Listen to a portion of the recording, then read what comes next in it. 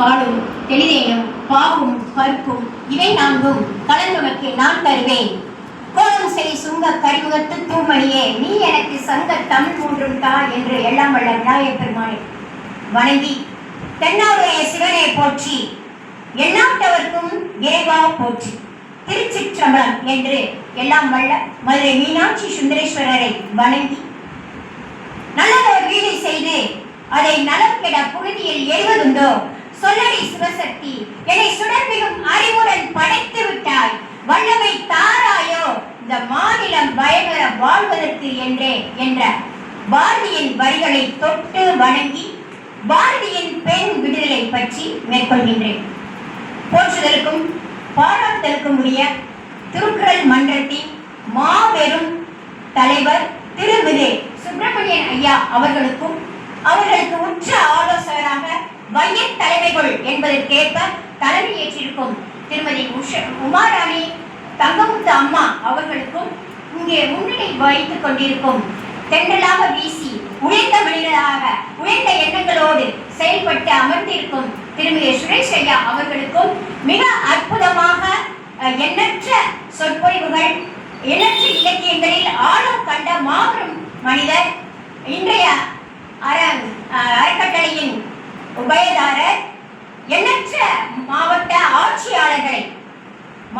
ஆட்சியாளர்களை தன்னுடைய பயிற்சியை கொடுத்து சிறப்பான ஒரு மாவட்ட ஆட்சியாளர்களை உருவாக்கிய ஒரு சிறந்த ஆசிரியராக, ஒரு சிறந்த ஞான குருவாக இருக்கும் திரு சேரி பாலகிருஷ்ணன் ஐயா அவர்களை வணங்கி, மிக அற்புதமாக வருகை புரிந்திருக்கும் வெங்கடேச பெருமாளாக இருக்கும் சீனிவாசன் ஐயா அவர்களின் பொன்னாட்டுப்படியை வணங்கி, திருக்குறள் செம்மல் சும்மா அதுவும் உணர்ச்சி பூர்வமாக தலைமையேற்ற கூடிய நமது ஐயா திருமதி ராஜேந்திரன் ஐயா அவர்களுக்கும் வணங்கி, பொருளாளர் என்றால் பொருள் இல்லாத இவ்வுலகம் இல்லை, அதுபோல் ஐயா சம்பத்தையா இல்லை என்றால் நமது பொருளாதாரம் சரியாக இருக்காது என்பதற்கு ஏற்ப சிறப்பாக பொருளாதாரத்தை எடுத்துச் செல்லும் திருமதி சம்பத்தையா அவர்களுக்கும், எம்ஜிஆர் என்றாலே நம்ம ஐயா தான், அவர்களுக்கும் எண்ணற்ற பாடல்களை இலக்கியங்களை நமக்கு தெல்ல தெளிவாக எடுத்துக் கொடுக்கும் நமது முன்னாள் முதல்வர் சின்னப்பா ஐயா அவர்களுக்கும், ஐயா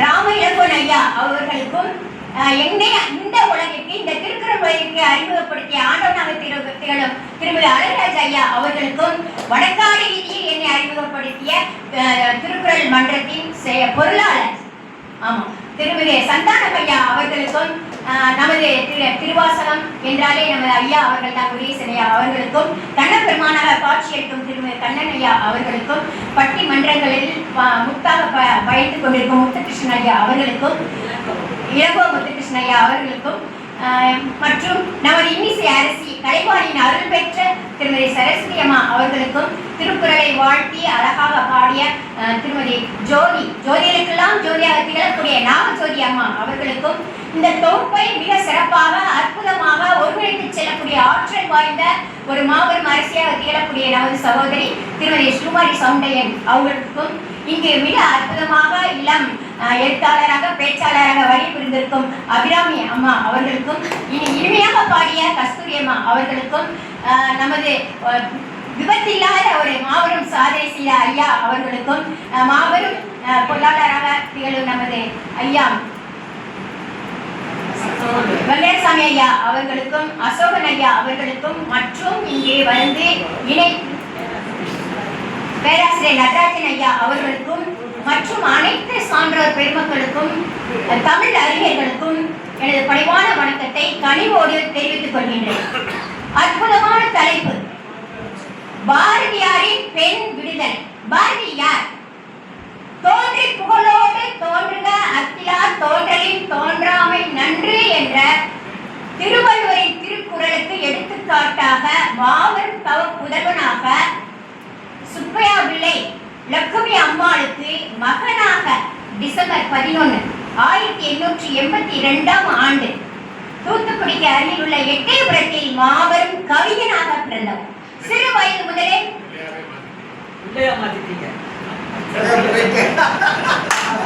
மாற்றுறது பிள்ளையுடைய வேலை. சிறு ஐயர், ஆமா சுப்பையா ஐயர் ஐயா, அவர் கூடல அவருக்கு மாட்டிட்டார்ல, அப்ப நம்மால் தானே அவரு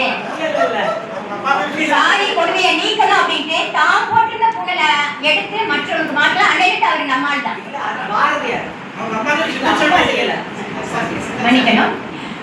மிக அற்புதமான ஒரு சிறு வயதிலேயே ஒரு ஆற்றலோட ஒரு சிறந்த ஒரு எழுத்து, சிறந்த ஒரு கருத்து கொண்டு கவிதைகளை இயற்றக்கூடிய ஒரு மாபெரும் கவிஞராக, எண்ணற்ற ஆசிரியராக, எண்ணற்ற ஒரு சிறந்த எழுத்தாளராக நாளிதழ்களை மிக சிறப்பாக இயற்றி விடுதலை உணர்வை ஒவ்வொரு மக்களிடமும் எடுத்து சென்ற மாபெரும் கவி நமது பாரதியார்.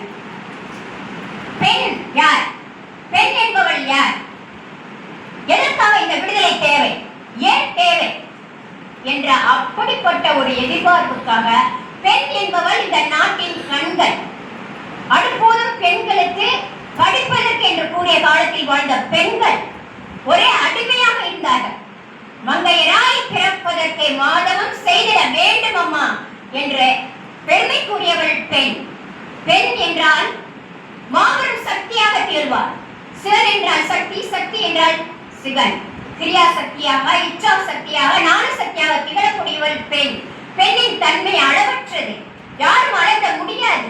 பெண்ணின் மனதில் உள்ள ஆழத்தை யாராலும் அளவிட முடியாது. ஆனால் அப்படிப்பட்ட திறமை வாய்ந்த ஒரு செயல் ஆற்றக்கூடிய ஒரு மாபெரும் பெண்ணின் சக்தியை இந்த சமூகமானது அவளுக்கு மரியாதை கொடுக்காமல், அவமரியாதை செய்து, அவளுக்கு சுயமரியாதை கொடுக்காமல், அவளை தீண்டிக் கொண்டே அவளை மிக மிக துன்பத்துக்கு கொண்டு சென்றது. ஆனால் சங்க காலத்தில் நமது ஔவையார், காக்கைப்பாடினியார், காரைக்கால் அம்மையார் அவர்கள் எல்லாருமே ஒரு சிறந்த இலக்கியவாதிகளாக, பெரிய ஆளுமைகளாக திகழ்ந்தார்கள். ஆனால் இடைப்பட்ட காலத்தில் ஆங்கிலேயர்கள் போராடி கொண்டு இருக்கும் காலத்தில் பெண் அடிமை என்பது மிக மிக மோசமாக இருந்தது.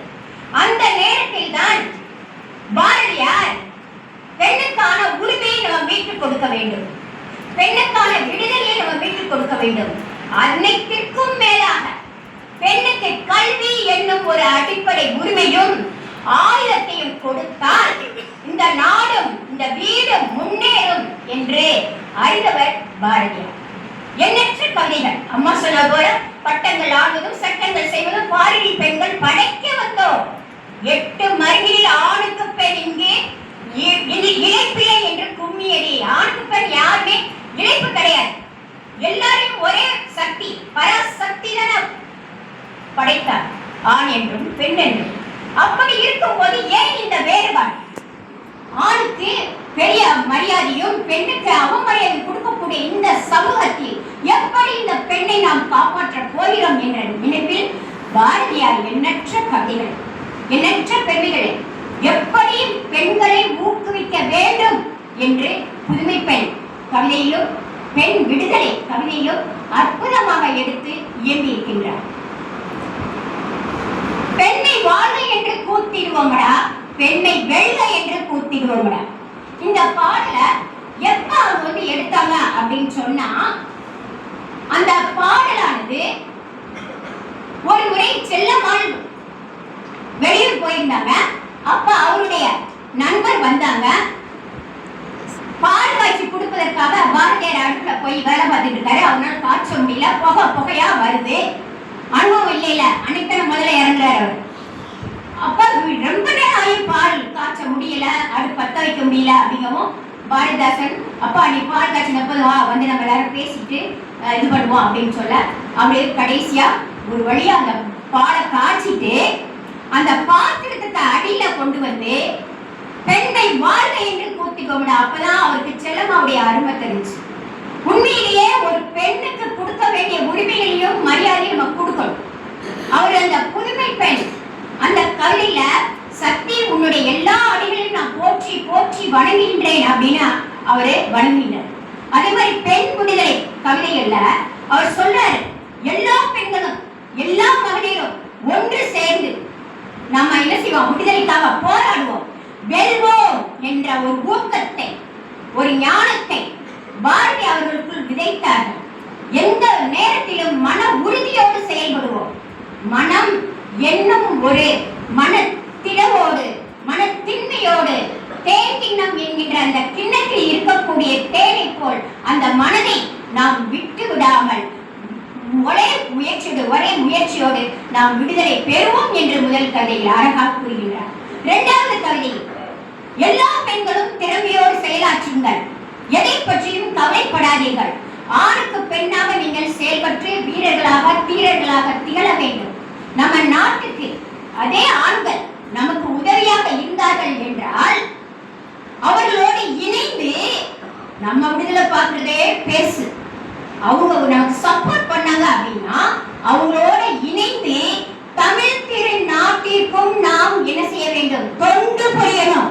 சும்மா சாப்பிட்டு தூங்கி எந்திரிக்க கூடாது, அவங்களுக்கு தொண்டு புரியணும் அப்படிங்கறத அழகான இரண்டாவது கவிதையில சொல்றாங்க. மூணாவது கவிதையில ரொம்ப அற்புதமாக சொல்றாரு, நம்ம எப்பயும் எதையுமே கிடைக்கும், எதுக்கும் நம்ம பயப்படக்கூடாது, எல்லா விஷயத்தையும் நம்ம எல்லாரும் சேர்ந்து வெல்வோம், நம்ம சுதந்திரம் கண்டிப்பா கிடைக்கும், இதுல எந்தவித மாற்று கருத்தும் இல்லாம நம்ம வாழணும் அப்படிங்கறத அவருடைய கவிதையில சொல்றாரு. இன்னும் ஒண்ணு, பாரதியார் மிகுந்த தெய்வீக தன்மை உடையவர். அவரே எல்லா இறைவனும் ஒன்றுதான், ஏகன் அநேகன் அப்படின்னு நம்ம மாணிக்கவாசகர் பாடியதையே வழிமொழிகிறார் நமது பாரதியார். இறைவன் ஒருவன் தான் அப்படின்னு. ஏன்னா தெய்வத்தன்மை உருக்கக்கூடியவர்கள் சொல்லும் செயலும் ஆற்றலும் எல்லாமே சிறப்பாக இருக்கும். அவர்கள் எடுத்து செல்லக்கூடிய அத்தனை கருத்துக்களும் குறிக்கோளும் மாபெரும் சக்தியை கூட அசைக்க வைக்கக்கூடிய ஒரு ஆற்றல் பெண்மையிடம் இருக்கிறது என்பதை பாரதியார் நம்பினார். அம்மா அழகா சொன்னாங்க, நிவேதிதா தேவியை எப்ப சந்திச்சாங்க? காங்கிரஸ் கூட்டத்துக்கு ஐயா போனாங்க. அங்க டம்டம் நகரத்துல, லண்டன்ல இருக்கிற டம்டம் நகரத்துல கேள்விப்படுறாங்க, நிவேதிதா தேவி வந்திருக்காங்க வாங்க அப்படின்னு. அங்க அவர் போய் பாக்குறாங்க.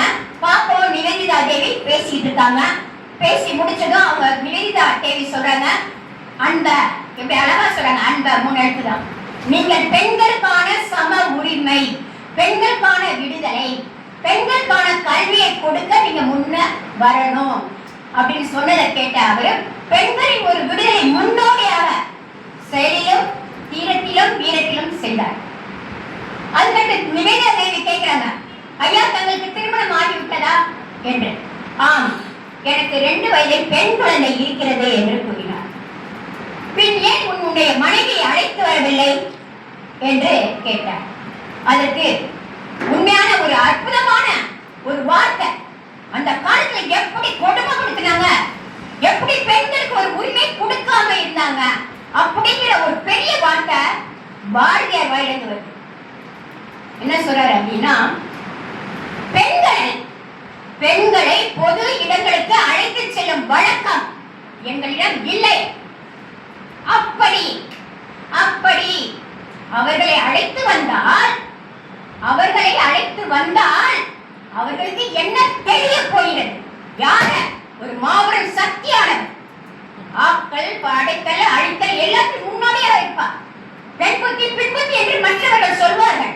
வரக்கூடிய முன்னே அறியக்கூடிய ஒரு ஆன்மீக சக்தி பெற்றவள் நமது பெண். பெண்ணாக பிறந்த பெருமைப்படணும். நானும் 10-20 வருஷம் அழுது பெண்ணே கிடையாது, பெண் குழந்தை இல்லையே அப்படின்னு. ஆனா எனக்காக சுமாரியம்மா, சத்யா, நாகஜோதியம்மா, அபிராமி இந்த மாதிரி மக்கள்லாம் வந்ததுக்கு அப்புறம் தான் நான் அந்த அழுகை நிறுத்து. ஏன்னா பெண்ணுக்கு பொறுமை இருக்கு, அடக்கம் இருக்கு, அன்பு இருக்கு, ஆற்றல் இருக்கு, கல்வி இருக்கு, எல்லோரும் விட்டு கொடுக்க பண்பு இருக்கியா. அதனால நம்ம இன்னைக்கு பேசுறோம்.